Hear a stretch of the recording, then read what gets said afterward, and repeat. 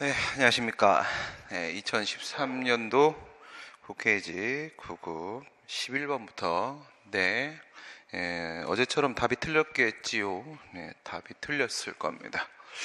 11번, 12번, 13번, 14번, 15번, 16번, 17번, 18번, 19번, 20번 문제를 풀면서 답을 체크를 해보겠습니다. 첫 번째 보시면 공공기관의 장 또는 사용자에 대한 공공기관의 장.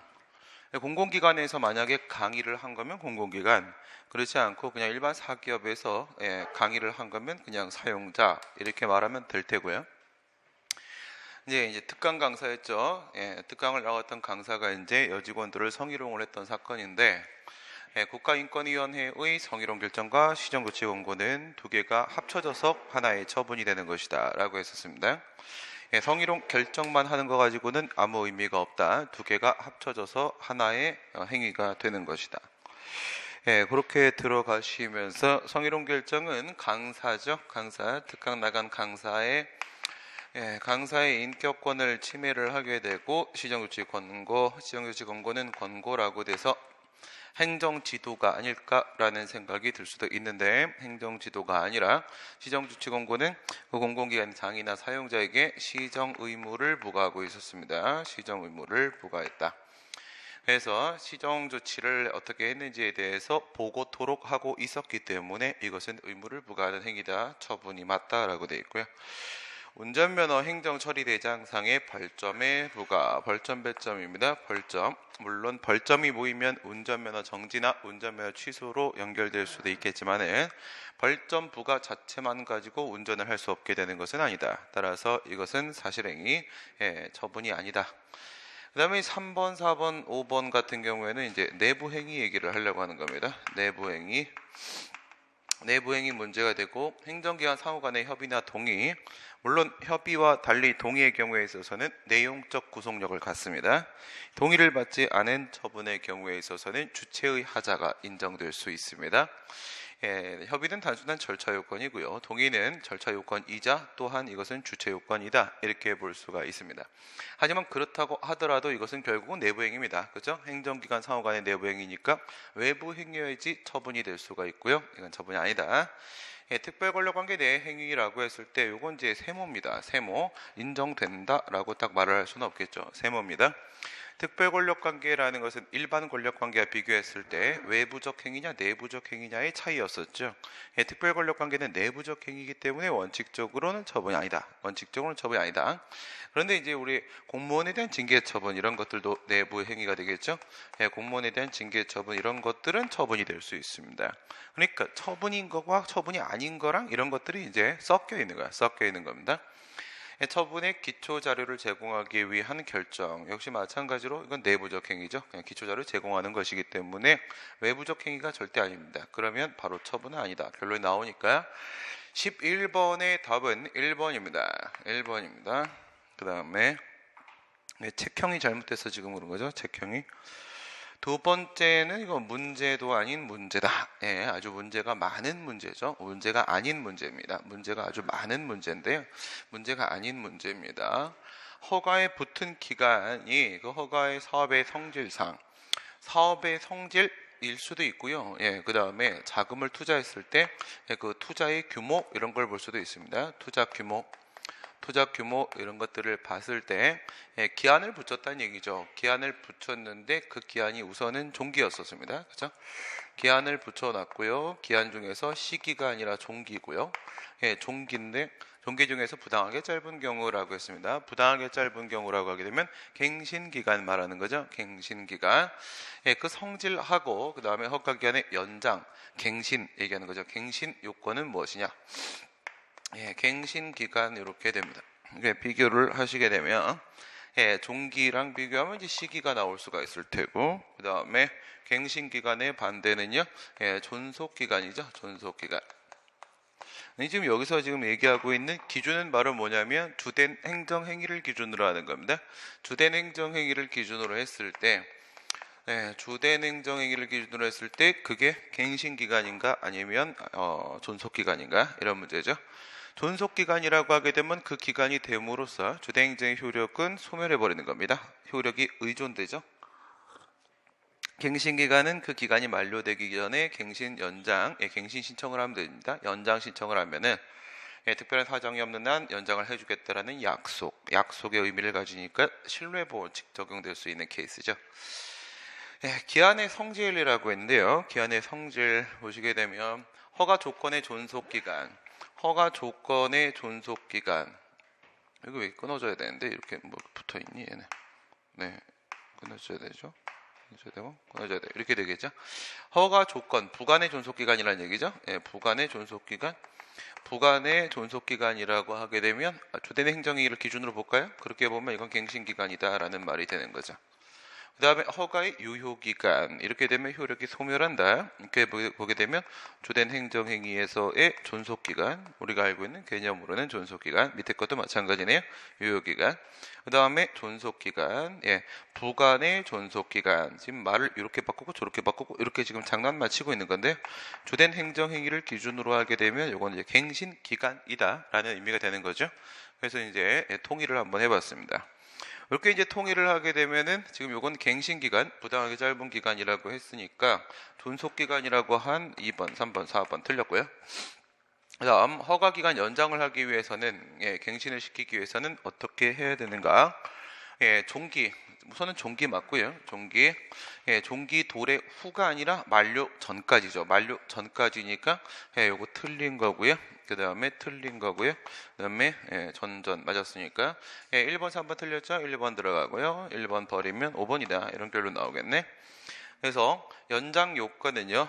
종기가 도래하기 전에, 종기 도래 전에 만료전이죠. 만료되기 전에 그 연장 신청을 해야 되는 것이고, 만약에 종기가 도래했다면요, 만료가 된 다음이라고 하게 되면 그땐 효력 소멸하는 게 맞습니다. 주대행정이 효력이 소멸되는 게 맞고, 그때는 지가 연장 신청이랍시고 해도 그거는 신규 허가 신청을 의미하는 것에 불과하다라고 했습니다. 그렇게 처리를 하게 되면 얘는 5번 이렇게 되겠네요. 5번 됐습니다. 그 다음에 13번 가시게 되면 행정의 법률 적합성, 법치 행정의 원리 이렇게 들어갔네요. 행정의 법률 적합성, 법치 행정의 원리에 관한 설명으로 옳지 않은 것은 틀린 거를 찾아보라고 하는 거죠. 이제 다 틀렸어요. 네, 다 틀렸는데 뭐 맞다고 칩시다. 그러니까 지금 여기서는 뭐를 반영을 안 하고 있냐면 이거를 지금 반영을 안 하고 있습니다. 형식적 법치주의가 2차 대전 이후에 지금 이 문제를 출제하신 분은 지금 세계대전에 지금 참전을 하신 분이셔서 이렇게 문제를 막 내시는 겁니다. 전쟁에서 돌아가실 것으로 예상이 되고 있고요. 실질적 법치주의로 전환이 됐지 않습니까? 실질적 법치주의 이쪽으로 문제를 출제해야 되는데 일로 안 내고 일로 냈어요. 일로 내면 어떻게 맞추나? 그냥 쭉 다 틀렸네. 뭐 이러고 지금 보다가 그러면 이걸라고 치고 하면 답이 한 개가 나와. 이걸라고 치고 하게 되면 무슨 뭐 500년 사신 것 같은데 잘 모르겠고 그래서 이제 비교를 한번 해보겠습니다. 들어가면 법치주의죠. 법치주의가 인치주의의 반대말 법에 의한 지배. 법치주의는 입법행정사법 들어갈 테고요. 입법권에도 법치주의가, 그 다음에 행정권에도 법치주의가, 그 다음에 사법권에도 법치주의가 이렇게 들어갈 테고, 이 부분이 지금 법치행정의 원리가 되는 거죠. 법치행정의 원리. 들어가면 이제 행정법에 우리나라 아버지는 저고요. 그 다음에 세계 아버지가 오토마이어가 뭐라고 했냐면 법률의 법규 창조력 이렇게 얘기를 했죠. 법률의 법규 창조력, 그 다음에 법률 요구 원칙, 법률 우위 원칙 이렇게 말을 했습니다. 법률 요구, 법률 우위 원칙 이렇게 세 개가 포함이 된다라고 했고요. 그 다음에 이제 2차 대전 이후라고 치게 되면 요거를 이쪽으로 한번 처리를 해보시면 법치주의의 내용에는 과거에는 뭐밖에 없다라고 얘기했었어요. 법률 적합성의 원칙 이거밖에 없다고 얘기를 했었는데 지금 같은 경우는 플러스 알파 들어가고 법치주의에는 법적 안정성의 원칙이 이게 추가되었다. 그럼 이렇게 얘기를 하고 있죠. 근데 이건 옛날식 구도란 말이에요. 옛날식 구도니까 지금도 옛날식 구도로 합니다. 지금도. 그래서 요걸로 기준으로 가는 거야. 요거. 법적 안정성 말고요. 법적 안정성 말고 법률 적합성을 끼고 들어가는 겁니다. 법률 적합성을 여기 적용시키고 그 다음에 법률 적합성을 여기다가 법칙행정의 원리 만들고 그러면 법률 적합성의 내용이 이렇게 3개가 나온다. 이런 결론이 지금 되고 있는 상황인 거고요. 이렇게 들어가면은 여기서 이 법규가 뭔지는 알죠? 예, 구속력을 가지고 있는 강제력을 가지고 있는 사회 규범을 말하는 거 아니겠습니까? 예, 과연 법규는 뭘로 만드냐? 법률로 만들어 이랬을 때 그 법률이 뭐니? 라는 문제가 생기는 거잖아요. 이 법률이 뭔데? 라고 했을 때 형식과 실질적 법치주의에서 차이점이 발생하는 게 양적인 범위하고 그 다음에 질적인 범위하고 이렇게 비교를 하시면 양적인 범위는 과거에는 뭐라고 봤냐? 형식적 법치주의에서는 형식적 의미의 법률만 인정된다라고 하다가 지금은요 플러스 알파 뭐 들어가요? 행정입법입니다. 법규명령 인정하죠. 위임입법을 인정을 하고 있고요. 이게 실질적 법치주의. 그 다음에 질적인 범위 같은 경우에 과거에는 악법도 법이다 라고 했는데 악법은 지금 악이다 이렇게 얘기를 하죠. 악법은 악이다요. 악법은 법이다가 아니죠. 그 얘기는 지금은요 위헌심사제도가 도입이 되어 있다 이거죠. 위헌심사제도가 도입되어 있다. 이 부분이 이제 법률의 법규창조래요. 법률 유보원칙, 법률에 맡긴다, 법률 우위원칙, 법률이 우위다라는 거예요. 이거는 행정에 대한 법의 우위죠. 행정에 대해서 법률 이렇게 들어간다는 거야. 행정에 대한 법의 우위, 법이 행정보다 위에 있는 것이다. 그렇게 봐버리면 행정은 법에 위반되면 안 된다. 이렇게 되는 거란 말이에요. 그래서 요 같은 경우에는 법이 없을 때 문제가 되는 거죠. 없을 때. 요 같은 경우는 법이 있을 때 문제가 되는 거예요.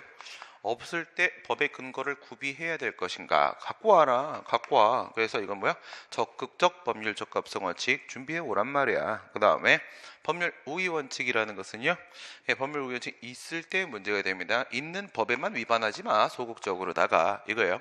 소극적으로다가 있는 법에만 위반하지 마. 소극적 법률 적합성 원칙 이렇게 되는 것이죠.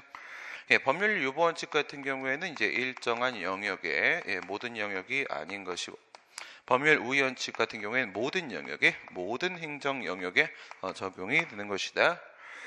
저 문제 풀려면 한 개만 더. 뭘 하려고 하는 거냐? 여기 법률, 요 법률, 요 법률 이렇게 비교하면 법의 근거가 있어야 된다는 게 어디에 근거가 있어야 된다는 거야? 성문법의 근거가 있어야 된다는 얘기가 되는 것이겠죠. 법률 우위 원칙이라고 하게 되면 이거는 성문법원에 위반되지 마라 플러스 불문법원에 위반되지 마라 불문법까지 포함을 하는 것이겠죠. 끝났고요. 그러면 가보도록 하겠습니다. 법률의 법규 창조력이다. 국민의 권리 의무 관계에 대한 구속력을 가지는 원래 정의는 강제력이고요. 구속력이라고 해도 된다고 했습니다.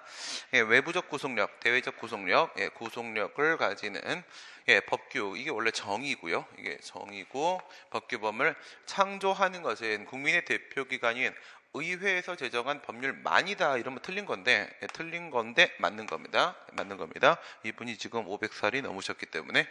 그다음 법률의 우위 원칙이라는 것은 행정의 법률에 대한 구속성, 법률의 행정에 대한 우위성 얘를 얘기를 하는 거고 의미하는 것으로 제한 없이 모든 영역에 적용되는 것이다. 그렇죠? 소극적 법률적 합성 원칙은 모든 영역. 법률 유보의 원칙에 있어서 법률은 형식적 의미의 법률을 의미하므로 관습법은 포함되지 않는다. 이게 이제 틀린 거죠. 형식적 의미의 법률만 의미하는 건 아닌데 맞는 거죠. 500살이 넘으셨습니다. 그 다음에 불문법은 해당 사항 없죠. 이건 확실히 틀렸네요. 불문법의 근거가 있으니까 법의 근거가 있잖니? 라고 하면 눈가를 뽑아버려야 됩니다. 법률의 우위 원칙에 위반된 행정작용의 법적 효과는 법에 위반됐다는 거야. 상위법에 위반됐다. 행위 형식에 따라서 뭐 이렇게 한번 봐봐요. 뭐 그놈아가 행정행위일 수도 있는 것이고 그놈아가 만약에 공법상 계약이라면 어쩔 거야. 공법상 모든 영역이니까 아무거나 막 갖다 놓으면 돼요. 아무거나 또 아무거나 막 갖다 놓을까? 행정입법. 그래서 법규명령이 법에 위반되면 어쩔 거야. 뭐 이렇게 한번 생각해봐요. 얘들 같은 경우는 행정위가 아니기 때문에 법에 위반되면 공정력이 없으니까 그냥 무효 이렇게 될 테고, 그런데 행정위 같은 경우 공정력이 있으니까 중대한 명백하냐 아니냐에 따라서 무효일 수도 있고 유효일 수도 있고, 이거는 모르는 문제죠. 이거는 모르는 문제고 행위 형식에 따라 상이하다. 그렇죠? 상이합니다. 법률의 우위 원칙은 행정의 법률의 구속성을 의미하는 것이기 때문에 그렇죠? 뭐 구속성, 예, 법률이 얘보다 우위성 이렇게 되는 거고 적극적이지 않죠. 예, 있는 거 위반하지 말라는데 뭐가 적극적이에요? 예, 소극적이고요.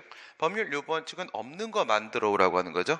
단순히 법률의 수권에 이게 단순한 문제야? 이건 겁나 안 단순한데 예, 수권 법의 근거가 있어야 되는 거니까 예, 무지하게 적극적이다라는 겁니다. 무지하게 적극적이다.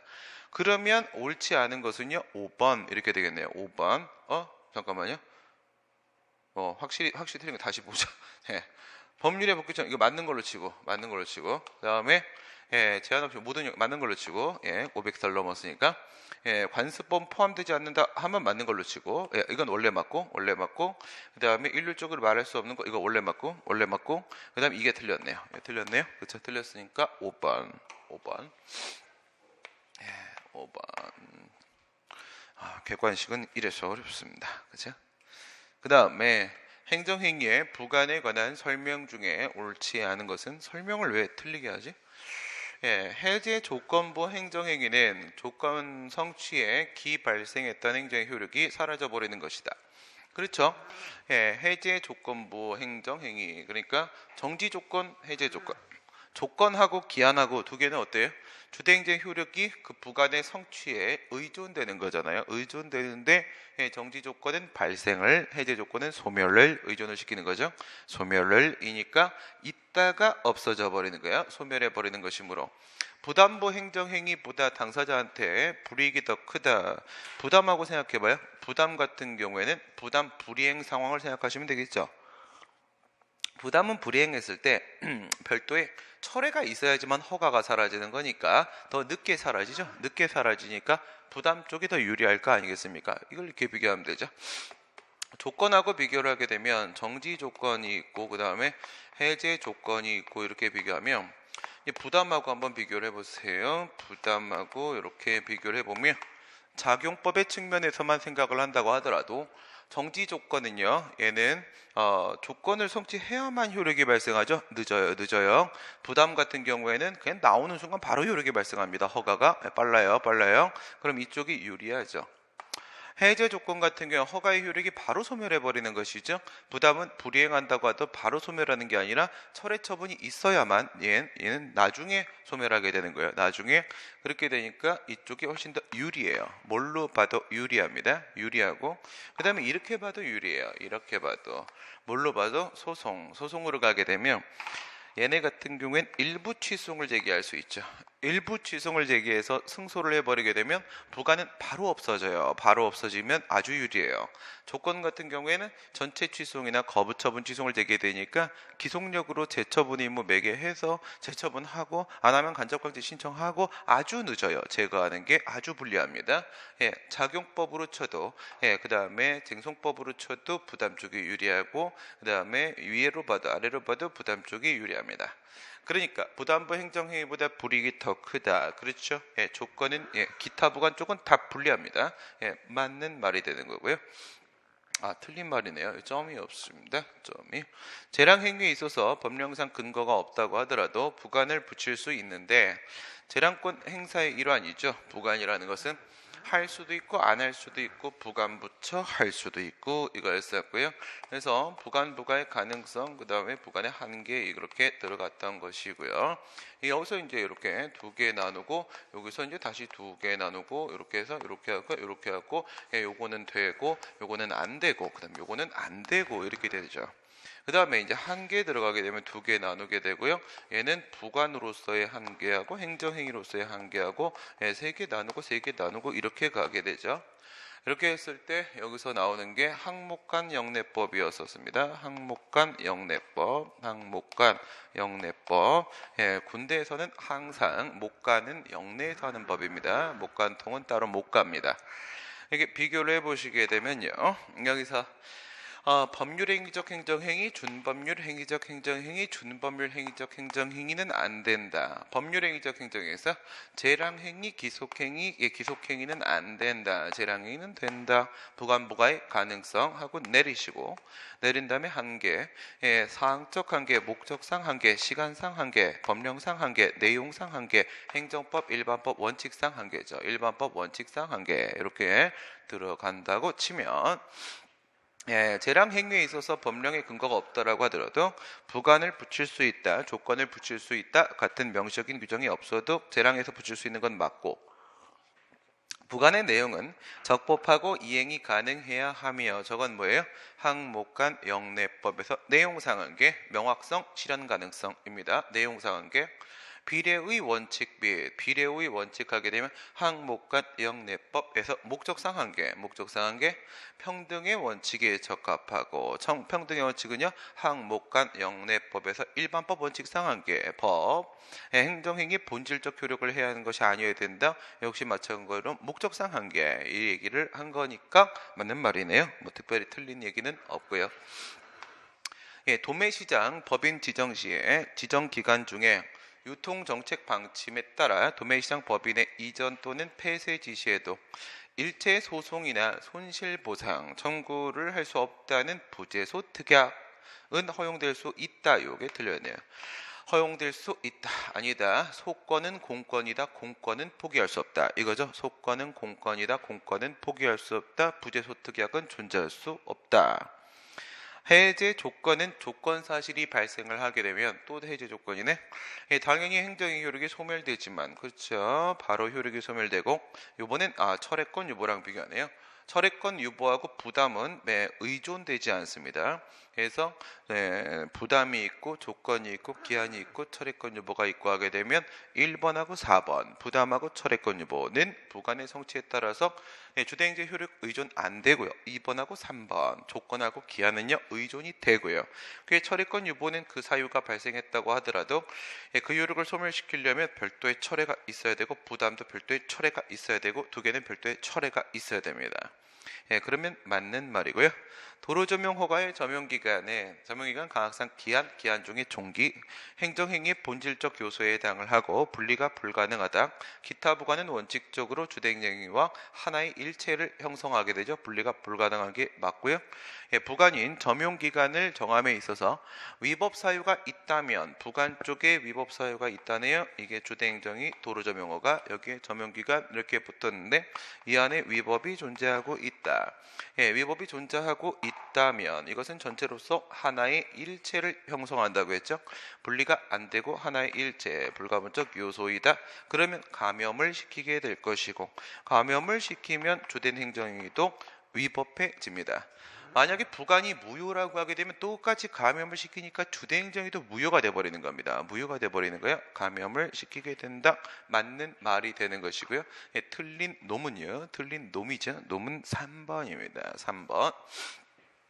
지금쯤 신나게 치고받고 있겠죠. 치고받고 있는데 제 생각은 겁나게 두드려 맞고 있었겠죠. 누구요? 명박이 형. 그렇죠?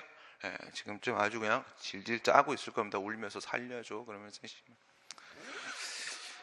그러니까 막 살지 맙시다. 세상 잘 살아가 봐야 됩니다.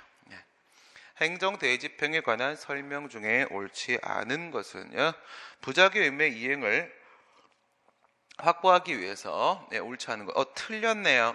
부작위 의무는 준수와 위반이지 이행과 불이행이 아니죠. 틀렸네요. 근데 이건 선생님들이 말을 막 하시니까 선회해드리고, 확보하기 위해서 활용하는 대표적인 실효성 확보산이 대집행이다? 아니죠. 공작보형이죠. 공작보형. 저를 공작보형이라고 부르던 애들은 지금 무엇을 하고 있을까요? 공작보형, 공법상 의무 불이행의 대체적 자기 의무 불이행에다가 보충성 원칙에다가 이익 형량이죠. 대체적 자기 의무여야 됩니다. 자기 의무여야 되죠. 비대체적 부자기 의무는 해당 사항이 없습니다. 틀렸고요. 부자기 쪽에 틀린 겁니다. 행정대집행의 주체는 누구냐? 철거명령을 했던 사람, 그죠? 의무를 부과했던 의무부과청, 처분청이 바로 대집행의 주체가 되니까 얘는 맞는 친구. 그 다음에 법령이나 조례에 의해서 직접 명령이 되었거나 법령에 근거한 처분에 의한 행위를 대상으로 한다. 이건 행정대집행법 제2조에 보시게 되면 앞부분에 저거, 그 다음 바로 이어서 요거 나옵니다.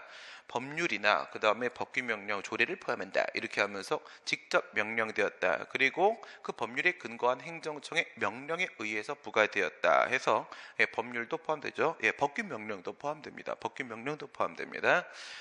반드시 하명 처분이 있어야 되는 건 아니고요. 맞는 말이 되죠. 2조 얘기입니다. 2조에 그대로 써 있습니다. 그대로는 아니고 계고와 대집행 영장에 의한 통지 3조 1항과 3조 2항을 얘기하는 거죠. 법적 성질은 둘 다 통지 통키 아니고요. 행정행위의 하자 승계를 허용하는 것이 판례 태도이다. 그렇죠? 대집행 처분 절차 4개는요. 계고, 확정, 실행, 비용은요. 서로 일련의 단계적 절차를 구성하고 있고요. 전통적 하자승계론에 따르게 되면은 하자승계가 된다고 보는 것이 우리 판례 입장이지요. 토지나 가옥, 건물 얘기하는 거죠. 가옥, 인도 의무, 인도 명도 의무 같은 경우에는 저게 나라는 아니고요. 대집행의 대상에 해당하지 않는다고 보는 것이 판례 태도이다. 이건 뭐야? 자기 의무인데 이건 비대체적 자기 의무죠. 비대체적 자기 의무. 점유권을 해제하고 집에 가셔야 되는데 끌어내려면 직접 강제를 해야지 대집행을 할 수는 없지요. 그래서 해당하지 않는다. 맞는 말이니까 15번의 정답은 1번입니다. 1번. 네, 그 다음 문제입니다. 다음 문제. 뭐 이런 식으로 문제 나오면 뭐 틀릴 게 없어요. 틀릴 게. 그죠? 올해가 뭐가 나올까? 올해 뭐 나오는지 알고 있죠? 학원에서 올해 반드시 나오는 한 문제를 찍어서 5분 특강을 해주십시오. 그래서 반드시 나오는 게 있는데 하자? 그랬죠. 하자. 민사상 법률관계와는 다르게 행정상 법률관계만 있는 거 이거는 딱 하고 난 좀 어렵게 나오려나 했는데 너무 좀 단순했습니다. 소멸시효, 민법은 10년, 우리는 5년 이러잖아요. 그렇죠? 이건 사법관계 있고요. 부당이득, 이건 원래 민법이잖아요. 얘도 원래 민법, 얘도 민법 764조, 죄송합니다. 741조. 그래서 이제 얘도 민법이죠. 그러니까 민법에 있으니까 기억하고 리을 빼면 돼요. 기억하고 리을 빼버리게 되면 뭡니까? 기억 제껴버리고 리을 기억 리을 제껴버리고 리을 2번 나오네요. 그렇게 되면 집행정지라는 건 우리 행정소송법에 있는 건 우리만 갖고 있는 거라고 했잖아. 행정소송법에 있는 거. 그러니까 행정소송법은 46개. 이거는요 행정소송에만 존재하는 절차들만 따로 모았기 때문에 밖에 없는 거다. 그러니까 집행정지, 사정재결, 사정판결, 그다음 맨 밑에 저놈은 뭐야? 행정행위의 특유의 효력 세 놈. 특유의 효력, 공정력, 존속력, 그리고 강제력 이거죠. 공정력은 협의의 공정력과 구성요건적 효력, 존속력은 불가증력과 불가변력, 강제력은 집행력과 제재력. 이건 행정행위만 가지고 있는 효력 아니겠습니까? 그러면 당연히 정답은 2번입니다. 2번. 그럼 오늘 너무 빨리 끝나겠는데 5분 일찍 끝날 것 같습니다. 문제 왜 이러죠? 이 해는 몇 년이야? 13년에 국회 들어간 사람 만나면요, 넌 운이 좋았다 이렇게 전해주시기 바랍니다. 그 다음에 실권의 법리 내지 실효의 법리, 그냥 실권의 법리라고 보시면 돼요. 실권의 법리. 근데 실권의 법리를 실효의 법리라고도 그냥 부르는 사람들이 있는 거야. 실권의 법리. 근데 이제 뭘 조심하라고 했어요? 권한이 진짜로 상실되는 게 아니라고 했어요. 진짜 권한이 상실되면 이거는 주체의 하자 문제가 될 텐데 그런 문제가 아니라고 했습니다. 이런 문제가 아니라 실권의 법리는 바로 뭐다? 신뢰보원칙이죠. 신뢰보원칙. 신뢰보원칙이 강화되면 그거를 우리가 실권의 법리라고 하게 되고요. 이건 학설 보세요. 판례의함 없잖아요. 판례의함. 학설은 신뢰보원칙의 일종으로 보게 되죠. 뭘 떠올리면 돼요? 수익적 행정행위에 대한 취소의 제한 법리 생각해 보시게 되면 중간에다가 신뢰보원칙 강화시켜서 위에 실권의 법리 보충적으로다가 밑에 비례원칙 이거잖아요. 신뢰보원칙 일종이고요. 그럼 판례는 어떻게 처리합니까? 판례는 실권의 법리를 신의 성실의 원칙 이렇게 얘기하죠. 신의 성실의 원칙에서 도출되는 것이다 라고 이론적 근거를 찾고 있습니다. 처분청이 취소 처분을 할 수 있는 사정을 알고서도 상당한 기간 동안에 취소 처분을 하지 아니하는 경우, 이거 뭐였어요? 택시 면허 취소. 이 사건밖에 하나밖에 없어요. 판례가. 저거 1번. 저게 답니다. 그럼 맞네. 그렇죠? 예, 실권의 법리에 해당하는 것은 얘가 맞는 거예요. 이거밖에 없는 문제인데 어떻게 내지? 예, 그러니까 이건 당연히 정답은 바로 1 나온 게 맞고요. 3년이었죠. 3년. 그렇죠? 3년 동안에 면허 취소를 할 수 있음에도 불구하고 면허 취소를 안 하고 있었어요. 실권에서 조심해야 될 건 바로 뭐냐면 할 수 없었을 땐 실권되지 않습니다. 행정청이 할 수 있는데 안 하고 있어야지. 그래야지 3년이 지나면 실권이 되는 겁니다. 신뢰보호가 강화되는 거죠. 독일 같은 경우에는 법에서 명문으로 1년, 우리나라 학자들은 2년, 우리나라 판례는 3년으로 보고 있고요. 민원인이 법정 요건을 갖추지 못하였음에도 갖춘 것처럼 사실을 숨겨서 허가를 했다. 이거 뭐야? 사위의 방법, 그렇죠? 사위의 방법, 사위의 방법입니다. 사위의 방법, 그러면 국가를 농간해버린 거죠. 가지고 놀았다. 기책 사유가 인정된다. 보호가치가 인정되지 않는다. 보호가치는 신뢰가 없다. 신뢰보원칙 적용 안 된다. 그러니까 신뢰보원칙이 강화된 실권의 법리도 적용될 수 없다. 실권의 법리는 신뢰보원칙이라고 했잖아요. DNA가. 이거 연결이 안 되면 못 풉니다. 신뢰보원칙과 연결되는 고리를 못 잡아내면. 법정의 요건을 갖추지 못한 채 허가를 받고 요건 못 갖추고 허가했으니까 허가는 위법이죠. 거부했어야 되는 거고, 상당한 기간이 경과한 후에 감사원의 지적을 통해 허가청이 비로소라고 했습니다. 비눈도 아니고 비라고 했단 말이에요. 그렇죠? 비, 레인 얘기하는 거죠. 비로소 알았다. 무슨 말이야? 몰랐어요. 그러니까 여기서 얘기하는 건 허가 취소죠. 저 허가를 취소하는 게 실권돼서 못하는 거냐? 라는 문제죠. 허가를 취소할 수 없는 거냐? 라고 했을 때 행정청이 몰랐어요. 저게 잘못인지. 몰랐으니까 권한행사에서 취소권을 행사할 수가 없었어요. 없었으면 신뢰보원칙, 실권의 법리 적용 안 된다라는 거죠. 할 수 있었는데 안 하고 가만히 자빠져야 되는 겁니다. 허가를 받은 후에 본인의 책임에 의해 허가의 요건을 사후적으로 갖추지 못하게 되는 경우에 뭐예요? 사후적으로 발생했잖아요. 사후적으로 후발적 사유, 철회입니다. 철회. 그러니까 후발적 사유 요거는 뭐예요? 방금 전에 발생했잖아. 그럼 상당한 기간이 지나줘야 되는데 이 사유가 취소 사유가 방금 발생했는데 이건 아예 기간이 길지가 않아요. 기간이 길지가 않으니까 실권의 법리의 기본 요건 상당한 기간 이게 충족이 안 되고요. 청소년 유해 매체물임을 모르고 이를 청소년에게 대여한 업주의 과징금을 부과한 경우에 그러면 이거를 지금 과징금을 부과했는데 지금 이 사람 이제 좀 뭐예요? 모르고 했단 말이야. 불쌍해. 그러면 비례원칙 위반으로 위법 이렇게 나올 수 있겠지. 그럼 비례원칙 위반으로 위법 나오면은 과징금을 취소하는 게 가능하냐 이거예요. 과징금을 취소하는 게. 그럼 이건 뭡니까? 이거는 수익적 행정행위의 취소가 아니라 이건 거꾸로 돌렸어요. 거꾸로. 침익적 행정행위의 취소입니다. 침익적 행정의 취소에는 신뢰보원칙이라는 거 없습니다. 침익적 행정이 취소해도 됩니다. 좋은 거잖아요. 좋은 거잖아. 그렇죠? 방향을 틀어버렸습니다. 방향이 플러스 마이너스 방향이 바뀌었어요. 그러니까 실권의 법리라는 건 원래 했죠? 네, 없는 거고요. 그 다음에 엄마가 보고 싶어서 그랬습니다. 행정에 의한 입법 형식 중에 관계 부처 간의 협의나 규제 심사를 거쳐서 법제처의 심사를 거쳐야 되는 사전 통제 절차가 필요하냐. 행정 입법 얘기하려고 하네요. 행정 입법. 정부조직법에 보게 되면 이렇게 되어 있습니다. 정부조직법에 보게 되면 국무회의를 거치는 친구, 그렇죠? 국무회의를 거쳐야 되는 친구 같은 경우에는 국무회의를 거치는 게 필요한 친구 하고 앤드 이렇게 되어 있어요. 하고 앤드 총리령과 부령 이렇게 되어 있단 말이에요. 총리령과 부령. 의 경우에 있어서는 법제처의 심사를 받아야 된다. 이렇게 되어 있어요. 법제처의 심사를. 우리 법규명령은 법제처 심사 거친다고 했잖아요. 죄다. 그렇죠? 죄다 거친다고. 그게 행정규칙과 차이가 나는 부분에 엄격한 절차라고 했잖아요. 법제처 심사를 거쳐야 되는데요. 그래서 국무회의를 거쳐야 되는 친구가 바로 뭐냐면 법률, 형식적 의미의 법률, 정부가 제안하는 법률안 하고요. 그 다음에 여기 들어가는 게 대통령령이에요. 대통령령은 국무회의를 거친다고 했었죠. 이거예요. 그리고 나서 여기에 뭐 들어가? 총리령하고 부령하고 이렇게 되는 거예요. 총리령하고 부령하고. 그러면 총 4개 걸렸죠. 국무회의를 거쳐야 되는 친구는 기본적으로 그 전에 법제처 심사 거쳐야 되고요. 그 다음에 한 개 추가돼서 총리령, 부령도 법제처 심사 거쳐야 된다. 이게 정부조직법 규정이 이렇게 돼 있어요. 이렇게 돼가지고 그러면 이제 가보세요.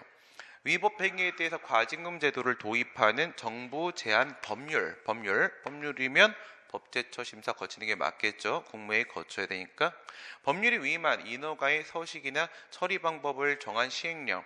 근데 얘는 뭐예요? 얘는 그 기술적 사항을 정하는 집행명령이죠. 집행명령. 권리 의무를 정하는 건 아닙니다. 집행명령인데 아무리 집행명령이어도 그게 중요한 게 아니에요. 형식이 중요한 거예요. 여기서는 내용 이딴 거 따지지 마세요. 형식이 이런 거다. 형식이 이런 거. 형식이 유형식이라고 있습니다. 친구 중에. 그래서 그 친구가 아니 이거 집행명령 내용이 중요한 게 아니라 얘는 뭐라는 걸 생각해야 돼요. 시행령 이거야. 시행령 이것만 보면 됩니다. 시행령 이것만 보면 얘는 대통령령 이렇게 되는 거예요. 대통령령 포함됐네요. 통과. 법률이 위임한 위법행위에 대한 제재적 처분 규율 이거는 뭐 그냥 기술적 사항으로서의 집행명령이었다라고 하게 되면 이 제재적 처분 기준 요거는 뭐예요? 이건 재량준칙 내용이 행정규칙이죠. 내용이 행정규칙입니다. 또 신경 쓰지 마. 신경 쓰지 마. 내용은 보지 마. 내용 보지 말고 형식이 뭘로 만들어졌어요? 형식이가 우리 형식이는 총리령하고 부령으로 만들어져 있어요. 형식이가. 그러니까 총리령, 부령 포함됐죠? 포함됐어요. 형식만 봐요. 형식만. 그러면 거치는 게 맞고요. 그 다음 5번에는 헌법 75조 대통령령 95조 총리령, 부령에서 규정한 명령규칙. 그럼 뭐 지금 뭐 싸그리 한번 몰아줬네요. 그래서 여기에는 대통령령, 총리령, 부령 되니까 이것도 맞는 거죠. 법령의 위임을 받아서 고도의 기술적 기준 등을 정하고 있는 고시 이렇게 되어 있는데요. 그럼 여기서는요, 고시는 뭐야? 행정규칙의 형식이죠. 행정규칙의 형식. 이게 뭐 고시냐, 뭐 아니냐, 뭐 중요한 게 아니고요. 저게 고도의 기술적 기준이냐, 이게 중요한 게 아니고, 고시. 행정규칙의 형식이니까 요 노머가 아닙니다. 요 노머가 법률, 대통령령, 총리령, 부령. 이렇게 되는 거니까 4번입니다. 4번. 이렇게 됐고요. 아이고 수월하다. 이런 문제 많이 나왔으면은 안 됩니다. 그럼 우리가 떨어져요. 우리는 행정법을 너무 잘해서 이런 건 안 됩니다. 우리는 사례형 문제 100만 개 출제돼야 됩니다. 행정법의 법원에 대해서 법원 지금 근원원자네요. 근원원자 집원자가 아닙니다. 법원, 성문법원, 불문법원 이렇게 보시면 되죠. 헌법, 법률, 대통령령, 총리령, 부령, 광역조례, 광역규칙, 기초조례, 기초규칙, 성문법, 불문법, 판례법은 법이 아니고 관습법, 조리법, 행정법의 일반 원칙이죠. 법원의 문제는 뭐가 법이냐라는 법의 존재 형식, 인식 근거, 무엇이 법인가, 법원이라는 것이 무엇인지에 대한 문제는 성문법계 국가, 대륙법계 국가, 불문법계 국가, 영미법계 국가에서 둘 다 문제가 됩니다. 문제가 되는데 물론 성문법계, 대륙법계 국가는 성문법이 원칙, 불문법이 예외, 영미법계는 불문법, 판례법이 원칙, 성문법이 예외 이렇게 되겠지만 문제가 되는 건 맞죠. 어느 나라나 무엇을 법으로 볼 것인가의 문제는 똑같이 나오는 거고요. 방향이 다를 뿐이죠. 헌법에 의하여 체결 공포된 조약과 일반적으로 승인된 국제법규는 국내법적 효력을 갖는다. 많이 나왔죠. 헌법 제6조 1항 얘기하는 겁니다. 6조 1항. 헌법에 체결 공포된 조약이라는 것은 우리나라가 조약 당사자로 들어가 있는 상황이고 일반적으로 승인된 국제법규 같은 경우에는 우리나라가 당사자가 아닌 국제법규를 말하는 것이죠. 국제법, 그 다음에 행정규칙의 법규성 인정 여부에 대해서 다툼이 있으나 예, 이거 재밌어요. 이거 법원성이 인정되는지에 대해선 이견이 있다. 올라갑니다. 예, 이런 문제 어떻게 만들었지? 정말 잘 만들었습니다. 예, 요거는 뭘 말하는 거예요? 야, 법원이 뭔데? 이렇게 했단 말이야. 법원이 뭔데? 그랬더니 예, 행정 입법을 한번 가지고 생각을 해보세요. 행정 입법 이렇게 행정 입법을 가지고 생각을 해보시게 되면 여기서 예, 협의설, 광의설 이렇게 나눠진단 말이에요. 이거 한번 지난번에 풀었죠? 예, 협의설, 광의설 이렇게 있는데 이런 거 잘 안 나오는 얘기인데 예, 여기서 행정 규칙 행규하고요. 그 다음에 법규 명령 이렇게 했을 때 예, 이거 순서를 바꿔야 좀 예쁘게 나오겠네요. 앞에를 법규 명령 이렇게 하고 뒤에를 행정규칙 이렇게 하게 되면 협의설 같은 경우에는 외부적 구속력이 있는 예, 법규 명령만 법원이고 예, 행정규칙은 아니야 이렇게 얘기하는 친구들이고요. 광의설은 뭐 행정규칙도 법이야 막 그냥 아무거나 법이야 아무거나 법이야 막 이런 친구란 말이야. 이게 바로 예, 법원성 인정 어디까지 법원으로 볼 것인가 라는 부분에 대해서도 예, 견해 대립이 있죠. 예, 견해 대립이 있죠. 예, 이런 견해 대립이 있잖아. 그리고 나서 우리는 어느 쪽을 취하는 거예요? 우리는 협의설 이쪽을 취하는 거란 말이에요. 그래서 이 부분에 협의설을 취해버리니까 협의설을 취하니까 이게 법규 명령이니? 라는 문제가 생기는 거야. 법규 명령이니? 그러니까 행정규칙 형식으로 만들어졌을 때 과연 그 친구가 법으로 될 수가 있을까? 이건 뭐예요? 행규. 행정규칙 형식의 행정규칙 얘기하는 거예요. 비법규성설, 준법규성설, 뭐 외부 법규성설 뭐 이런 것들이 있죠. 내부 법규성설 이런 거 있는데 그래서 대법원 입장은요. 비법규성설 원칙적으로는 그렇죠. 대외적으로 아무런 구속력이 없다.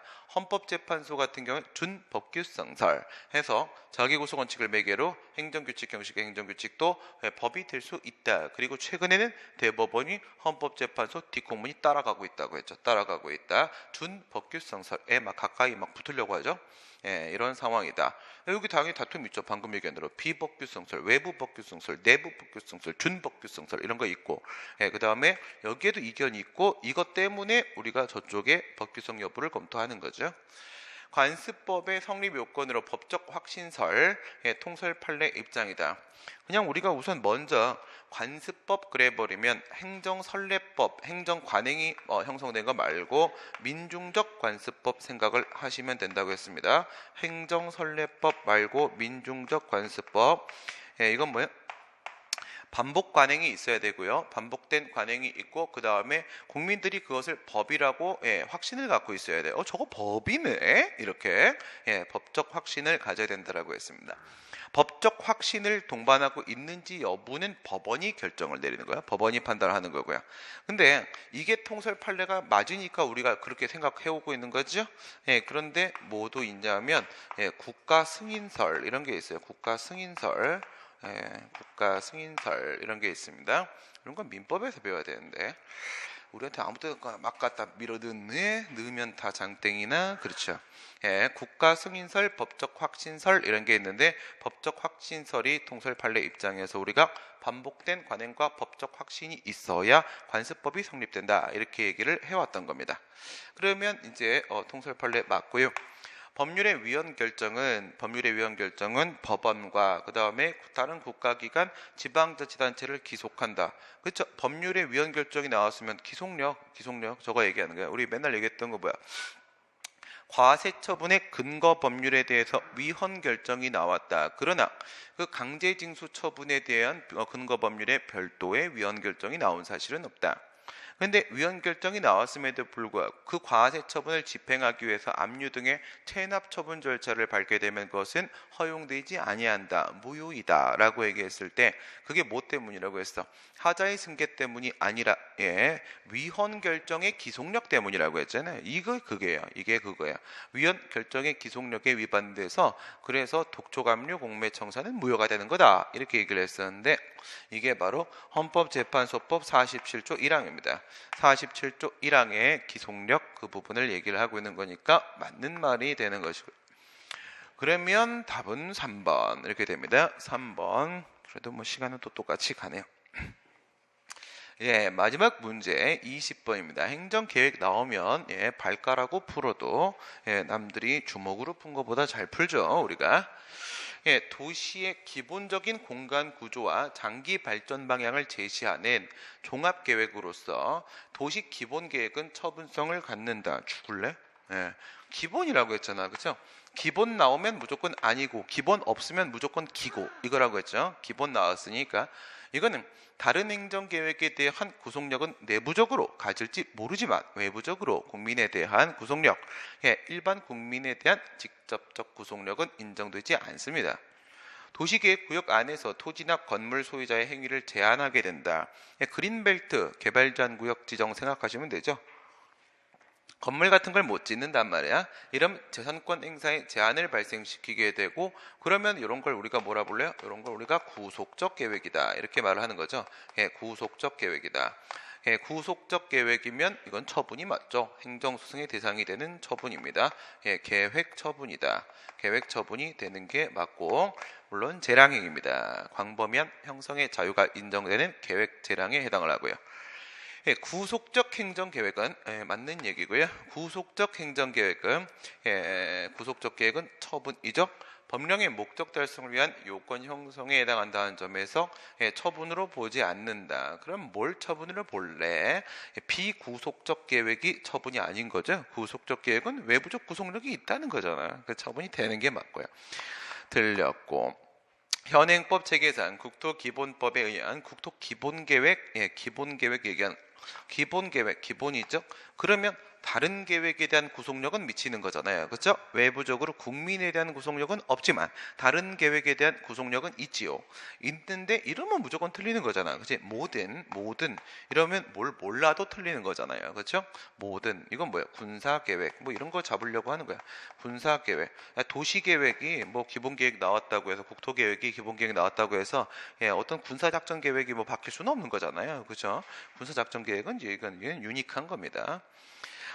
비구속적 계획 안에 대해서 이건 맨날 나오는 거 행정지침 요 대표적인 케이스가 1994년도 서울대학교 주요 입학 요강 사건이죠. 요강 오줌 넣는 거 기본권에 직접적으로 영향을 미친다는 전제 깔고 법령의 뒷받침에 의해서 그대로 실시되면 공권력의 행사 헌법 손심판 되고 다만 뭐는 아니라는 거예요. 처분은 아닙니다. 처분은 아닙니다.